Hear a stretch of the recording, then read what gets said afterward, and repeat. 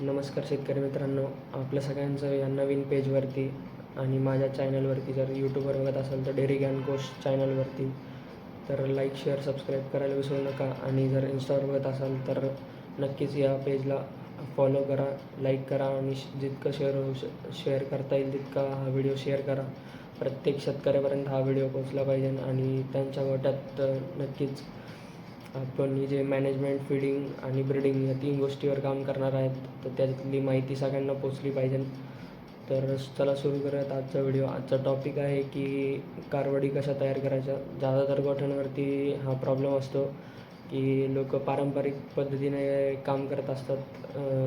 कारवडीला म्हणजे फर्स्ट स्टेजपासूनच झाल्यापासूनच एक तर काहींचं असं म्हणणं असतं की कारवडीला पाणी पाजू का नको, तर नक्कीच त्यावर पण आपण चर्चा करू.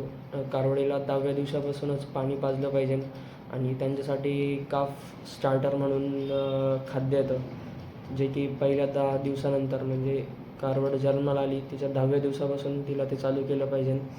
तर त्या गोष्टीवर आपण जास्तीत जास्त चर्चा करू पुढच्या व्हिडिओमध्ये.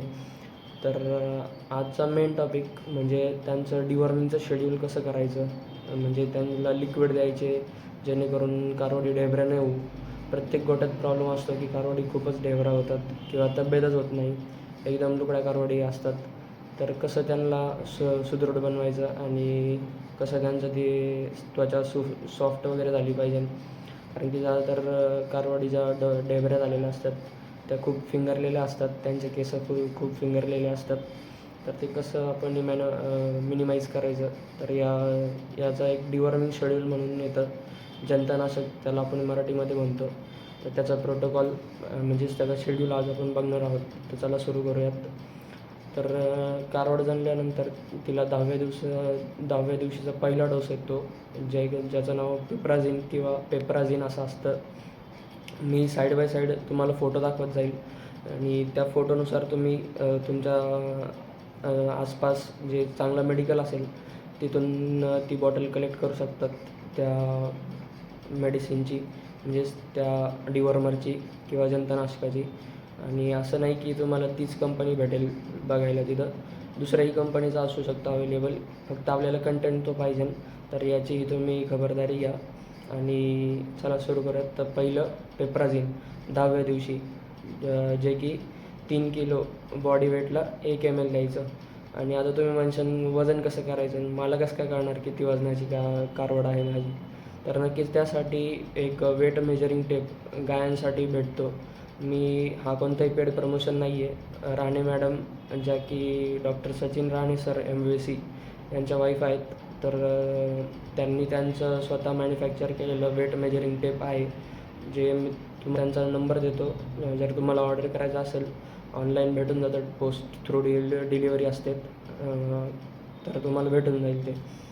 तर 3 किलो बॉडी वेटला 1 ml द्यायचं पेप्राझिन. आणि दुसरा म्हणजेच जे 1 महिन्याचा डोसा असतो, पहिल्या महिन्यात कारवड 1 महिन्याची झाली की तिला अल्बेंडाझोल नावाचं कंटेंट असलेलं अल्बोमर हे औषध द्यायचं, जे की 5 किलो बॉडी वेटला 1 ml, म्हणजे तुमच्या जे कारवडीचं वेट आहे ते कॅल्क्युलेट करून तिला 5 किलोला 1 ml असं कॅल्क्युलेट करून द्यायचं. तर आपला तिसरा डोस म्हणजेच दुसऱ्या महिन्यातला पहिला डोस. दुसऱ्या महिन्यात तिचा फेनमॅन्डाझोल या नावाचं औषध भेटतं, ज्याच्यात फेंडिकाइंड अशी कंपनी आहे, तिचं औषध भेटून जाईल तुम्हाला. तर ते पण 5 किलो बॉडी वेटला 1 ml, म्हणजे तुमचं ज्या कारवडीचं वजन असेल तेवढं त्यानुसार तुम्ही कॅल्क्युलेट करून ते देऊ शकतात. आणि तिसऱ्या महिन्याचं जे असतात, म्हणजे कारवड 3 महिने झाल्यावर तिला क्लोसेंटल नावाचं हे डिवॉर्मर वापरायचं. आणि क्लोसेंटल हे स्ट्रॉंग डिवॉर्मर आहे. उन्हाळ्यात जर वापरत असाल तर त्याचं थोडं बॉडी वेटनुसार थोडं कमीच द्यायचं, जेवढं बॉडी वेट असेल त्यानुसार, कारण की ते जरा स्ट्रॉंग औषध आहे. आणि त्याचा जो वेटचा रेशो आहे तो 10 किलोला 1 ml आहे, असा रेशो आहे. तर नक्कीच ते नीट वजन करूनच हे डिवॉर्मर दिले पाहिजे. जास्त आणि कमी वजनाला जरा चुकाचूक नाही झाली पाहिजे. वजन करूनच, हे माझं असं मत आहे की वजन करूनच तुम्ही कारवडीला डिवॉर्मिंगचं औषध दिलं पाहिजे. तर तिसऱ्या महिन्याचं क्लोसेंटल झालं. साईड बाय साईड मी तुम्हाला याच्यात फोटो ॲड करत जाईल, तुम्ही बघू शकता. त्या कंटेंट किंवा ते औषध जरी भेटलं तरी चांगलंच आहे आणि त्या कंटेंटचं भेटलं तरी ओके आहे. आणि आपलं जे 5व्या महिन्यातलं डिवॉर्मर आहे, 3ऱ्या महिन्यातलं झालं, सॉरी 4थ्या महिन्यातलं, तर 4थ्या महिन्यात पण फेनबेंडाझोलचं लिक्विड जे भेटेल तुम्हाला, फेंडिकाईन मी म्हणलेलं तेच द्यायचं. ते पण तोच रेशो सेम 5 किलो बॉडी वेटला 1 ml. 5व्या महिन्यात सेम अल्बमवर जे आपण वापरलं तेच वापरायचं, 5 किलोला 1 ml आपण इथे.